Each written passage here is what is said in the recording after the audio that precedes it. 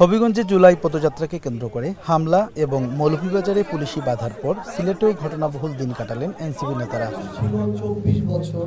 দুপুরে সিলেটের গোলাপগঞ্জে শহীদ পরিবারের সাথে মতবিনিময় শেষে ফেরার পথে উত্তরাঞ্চলের মুখ্য সংগঠক সার্জিস আলমের গাড়িতে হামলার অভিযোগ ওঠে ক্ষমতাসীন বিএনপি ও ছাত্রদলের বিরুদ্ধে। এ সময় দলের অন্যতম নেতা নাসিরউদ্দিন পাটোয়ারি বলেন, সন্ত্রাসের রাজত্ব কায়েম করছে বিএনপি, তবে ভয় দেখিয়ে গণতান্ত্রিক আন্দোলন বন্ধ করা যাবে না বলেও মন্তব্য করেন তিনি। তারেক রহমান আমাদেরকে প্রতিহত করতে পারবে না, কিছুই করতে পারবে না। রাজপথে থাকবো, রাজপথে হলো আমরা প্রোগ্রাম করব, যদি মেরে ফেলে রাজপথে মেরে ফেলবে, সমস্যা নাই। এই ঘটনার প্রেক্ষিতে সরকারের স্পষ্ট মদত রয়েছে এবং বিরোধী দলকে দমন করার উদ্দেশ্যেই এমন হামলা করা হয় বলে মন্তব্য করেন সার্জিস আলম।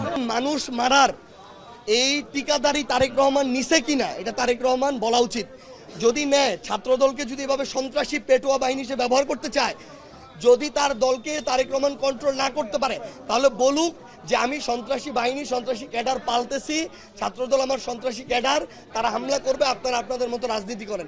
এদিকে কানাইঘাটের সমাবেশে নাহিদ ইসলাম বলেন, স্থানীয় সংসদ নির্বাচনেও পক্ষপাত দুষ্ট হওয়ার আশঙ্কা রয়েছে, তবে কেউ যাতে স্বৈরাচার হয়ে না উঠতে পারে সেজন্য এনসিপি লড়াই চালিয়ে যাবে।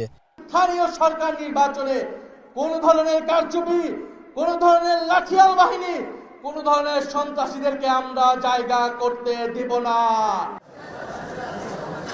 এর আগে দুপুরে শাহজালাল বিজ্ঞান ও প্রযুক্তি বিশ্ববিদ্যালয়ে আলোচনা সভায় প্রধান অতিথির বক্তব্যে নাহিদ ইসলাম বলেন, খালেদা জিয়ার গাড়ি বহরে যেভাবে আওয়ামী সন্ত্রাসীরা হামলা করেছিল, ঠিক সেভাবেই বিএনপি কর্মীরা এনসিপির উপর হামলা করছে।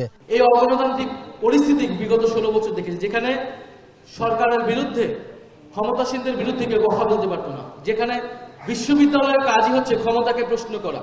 শাবিপ্রবি বিশ্ববিদ্যালয়ে যখন আমরা ঢুকলাম, আমরা যে আয়োজন দেখলাম প্রশাসনের, মনে হচ্ছে এখানে বিশাল একটা মারামারি যেন হয়ে যাবে। এটার জন্য যারা সন্ত্রাস করে তাদেরকে যদি বিচারের আওতায় আনা হয়, তাহলে এই এত নিরাপত্তার প্রয়োজন হয় না। পরে সিলেটের ওসমানীনগরে দলীয় সমাবেশে অংশ নেয় এনসিপির কেন্দ্রীয় নেতারা। শুক্রবার সিলেটের আরও 3টি উপজেলায় জুলাই পদযাত্রা ও সমাবেশ অনুষ্ঠিত হবে বলে জানিয়েছেন দলটির নেতারা।